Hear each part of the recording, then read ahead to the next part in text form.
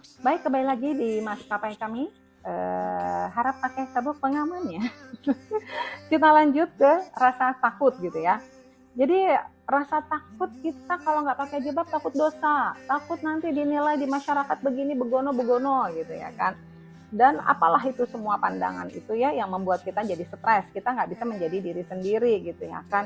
Nah, tapi ya nggak apa-apa juga sih, karena siapa tahu dia lagi sedang di fase ingin mencari siapa sih diri aku, terus Tuhan itu bagaimana sih, siapa sih Tuhan itu sebenarnya, terus gimana sih aku ini gitu, aku ini siapa gitu. Itu kan menjadi sesuatu setiap orang pasti punya itu ya. Jadi Tuhan itu uh, apa uh, ini orang sedang bingung nih kata Tuhan tuh gitu. Ya udah nggak apa-apa lah, dia akan dilewati masanya begini. Mungkin ya dengan syariat dulu yang ketat, dia sampai takut, dia takut salaman aja takut gitu ya.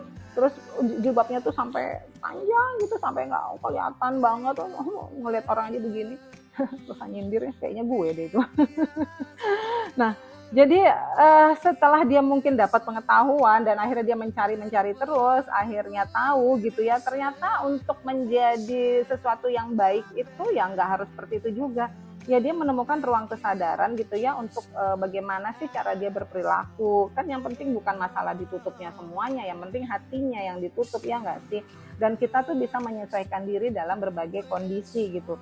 Bukan berarti melepas iman, tapi kamu memahami konteks dan tujuannya dari tiap perintah ilahi gitu loh. Teman-teman, kalaupun kita sekarang sudah terjadi di masyarakat sekarang dan kita terus merasa sudah tahu pengetahuannya, bukan berarti kita secara udahlah gue kagak mau pakai gitu ya. Itu nanti akan merusak tatanan kita. Contoh kayak aku sendiri gitu ya, misalnya aku enggak ini aku udah nggak mau lagi berjilbab, aku udah tahu nggak, bukan jadi diri aku gitu ya. Tapi aku di lingkungan keluarga yang benar-benar syariat dan itu akan menjadi perdebatan pertentangan keluarga. Nanti ibuku sakit gitu ya, masuk ICU nih anakku kenapa gitu ya kan, murtad, aku jadi dosa. Nah dia nanti merasa dirinya pun berdosa gitu. Nah itu kan jadi merusak tatanan. Karena kita ini adalah ayat bil ayat ya, jadi sambung menyambung gitu ya, namanya Nusantara ya, sambung menyambung menjadi satu itulah.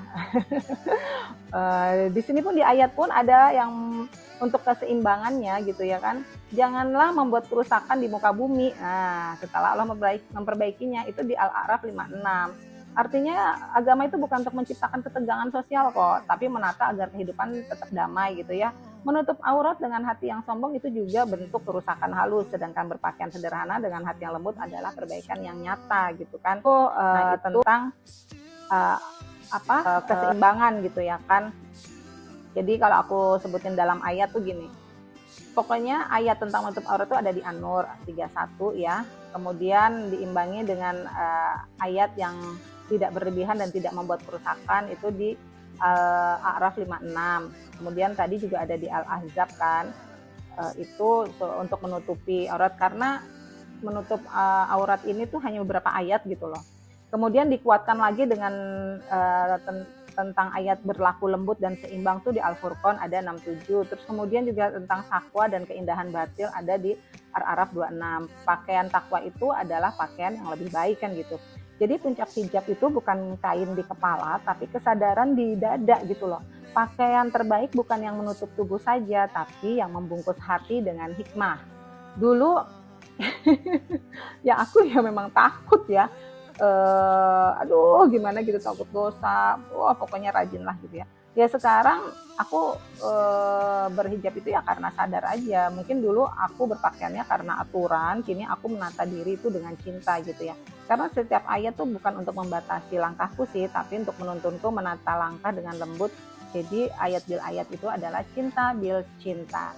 Jadi seperti itu guys, kesimpulannya teman-teman semua. Ya kembali lagi ke diri masing-masing ya. Ada yang merasa dirinya gua mah kagak mau diatur-atur, ya nggak apa-apa juga. Saya pokoknya tidak menyakiti orang lain dah, karena saya tahu menyakiti itu sakit banget, makanya saya nggak mau misalnya gitu. Itu jauh lebih keren lagi. Nah itu adalah ada di penumpang kita ini. Aku salut, I love you, selamat datang ya. Nah, jadilah diri sendiri gitu ya. Ya semua itu kan berbeda-beda tapi satu gitu. Nggak usah ini menjadi suatu perdebatan. Kalau misalnya kita tidak terima, ah lu begini ya, kita berarti kan sama aja dengan mereka gitu ya. Ya di fasenya mereka ya seperti itu, di masanya kita seperti ini. Mungkin mereka ada condongnya ke ustadz siapa, condongnya ke figur siapa, ya itu kaumnya. Jadi semua itu punya kaumnya masing-masing bagi ustadz tersebut. Dan bagi kita gitu ya, misalnya ingin memilih gabung ke kaum yang mana, ya silakan saja, itu semuanya tersaring gitu ya. Allah itu tidak ngeribetin kok gitu. Ya silakan saja, sah-sah aja, yang penting terjadi keselarasan, keseimbangan gitu. Nah, itulah Nusantara gitu ya. Senang banget saya pramugari sudah menemani teman-teman. Alhamdulillah kita dengan selamat mendarat dan tidak ada terjadi goncangan. Kalaupun ada tadi goncangan sedikit, tidak apa-apa, itu wajar saja. Ya karena memang hidup itu pro dan kontra. Ada yang suka, ada yang enggak. Ada yin, ada yang gitu ya. Ada yin, ada yang benar nggak sih? Iya benar. Ada sayang, nggak ada sayang, tapi aku tetap sayang sama kalian. I love you. Assalamualaikum warahmatullahi wabarakatuh.